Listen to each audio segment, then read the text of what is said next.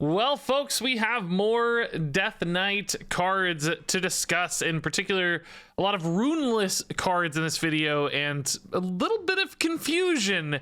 The Frostmourne returns along with one other returning Death Knight card of old, and there was some confusion with this reveal because IGN revealed this as a 5/5 weapon that was tagged with the expansion silhouette behind the text there, indicating it was a part of March of the Lich King, and a 5/5. But then Blizzard released this image on the website, which is a 5/3 with the Path of Arthas set indicated. So apparently this is the real one. Frostmourne returns effectively unchanged from its previous state. Now, I actually already recorded a review with Frostmourne as a 5/5. I said, hey, this is more interesting. It deals 25 damage, and like, you know, you get a monster board afterwards. And like, yeah, it takes a while, but maybe the total power output's high enough that it makes sense. But Frostmourne at 3 durability, I do not think makes sense. I do not think this is a card that's gonna get played much. This doesn't even feel good very often when getting it off of the Lich King. It's just too slow in modern Hearthstone. It takes forever to actually put this into play at 7 mana. You don't get the payoff for so long. It has good face damage output, but then if you're doing face damage, you're not getting the value off the death rattle.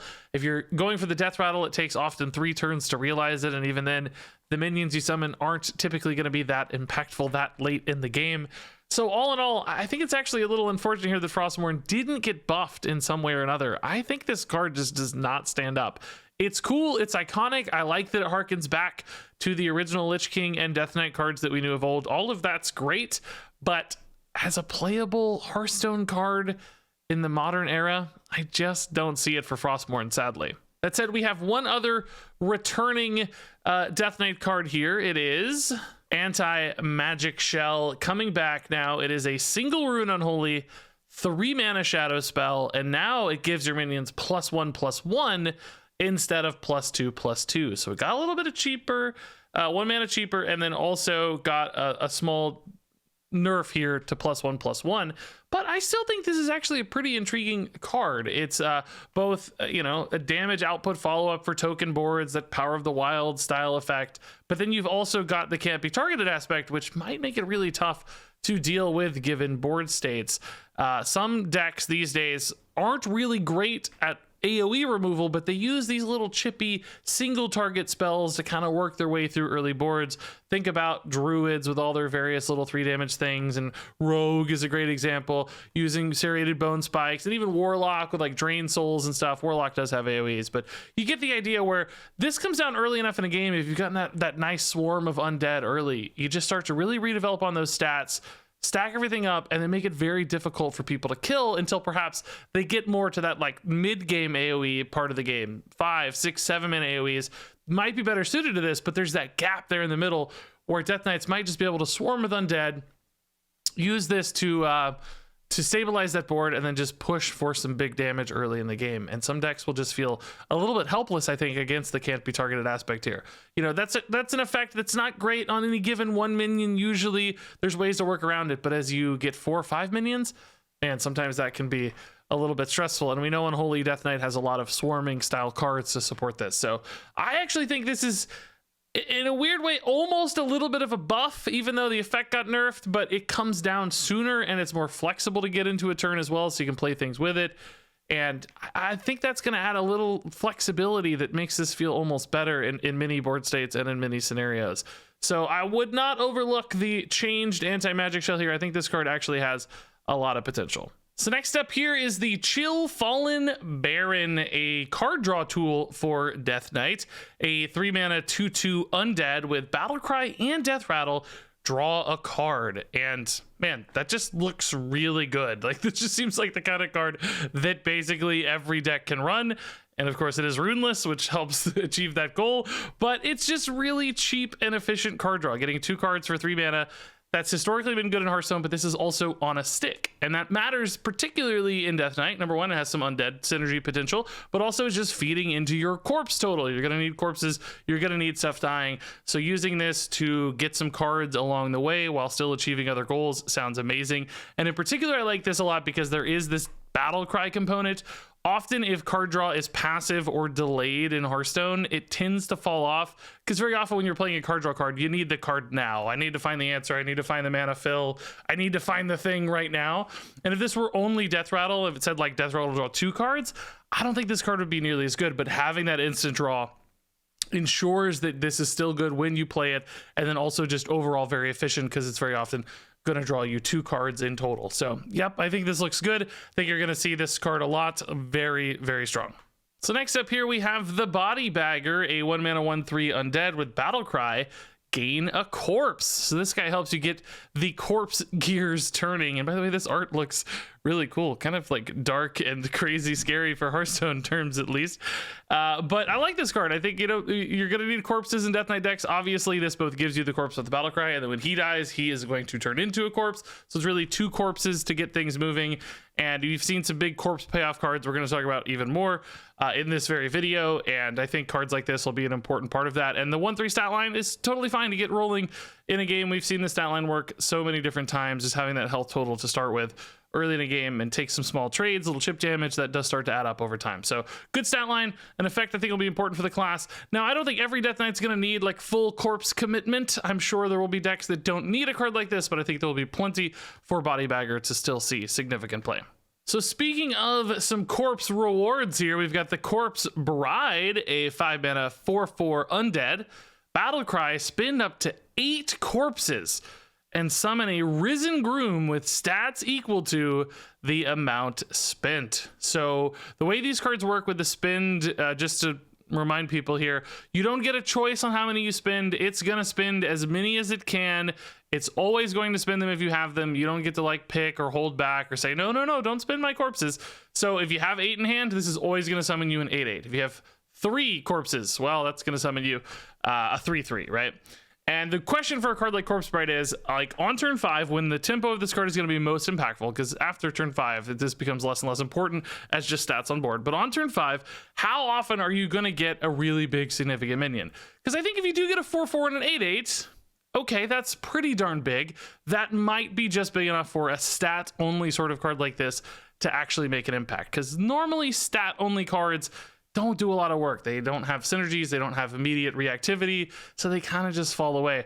But 8/8 and 4/4 is really big. But the question is, are you going to be at 8/8 often? I don't know. We haven't played Death Knight yet. It's really hard to get a read on exactly how these corpses are going to stack up and how often you're going to have a reasonable total, say by turn 5, for instance.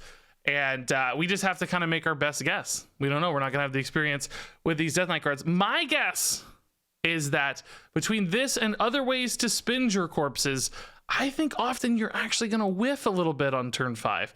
Maybe you just get a 3/3. Maybe you get a 4/4. Is this worth it if it's 2 4/4s? I don't think it's worth it for 2 4/4s. I don't think that holds up to modern Hearthstone. So I actually think this is going to feel a little clunky. It's going to under-deliver very often. And then this is a card where if you don't have corpses, if you've already spent them on something else, say another one of the corpse reward cards we're going to look at in this video, then, you know, if you've got 1 or 2 corpses, this is just a total whiff. This, I think, feels really, really bad compared to other sorts of Hearthstone plays. So all in all, Corpse Bride, I think, is a little bit too conditional, a little bit too risky, and I don't think the payoff here is big enough to overcome those conditions and risks. Speaking of other ways to spend your corpses, this is another insanely awesome, like dark, crazy, scary Hearthstone card, which I love. This is the Malignant Horror, a 4 mana 2/4 undead with Reborn. And at the end of your turn, spend 5 corpses to summon a copy of this minion. So this is all or none. You either have 5 or nothing. If you do have 5, then you get a couple bodies on board, and in particular, those bodies have leftover bodies with the Reborn aspect.